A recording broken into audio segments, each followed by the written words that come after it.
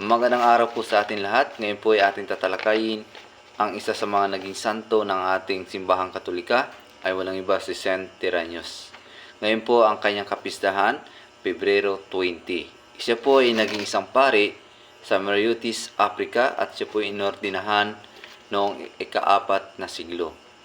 Dahil naging isa sa mga naging martir at nagtanggol at nagtiis sa ating pananampalatayang Katoliko, isa sa mga pinaglaban niya ay ang pagiging Diyos ng ating Panginoong Hesukristo.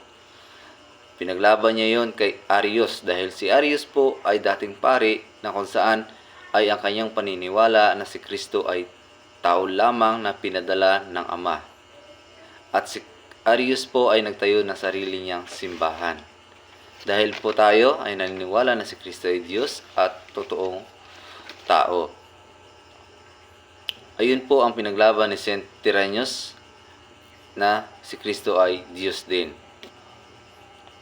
At bago siya pinampatay, isa rin sa mga pinaglaban niya ay yung pagsamba lamang sa isang Diyos. Dahil sa Imperyo Diocletian ay tinuligsa niya ang mga Kristiyano na kung hindi magsamba sa mga pinagawa niyang Diyos-Diyusan ay kanyang papatayin. Isa sa mga pinapatay niya ay si Saint Tiranius dahil hindi siya sumamba doon sa pinagawa ni Emperor Diocletian. Bago siya po namatay, may mga himala siyang ginawa. Una, ang pagtigil ng unos ng dagat. Siya po ay nanalangin sa Diyos na iyon po ay tumigil. Ang pangalawa ay ang pagpapagaling sa mga may sakit.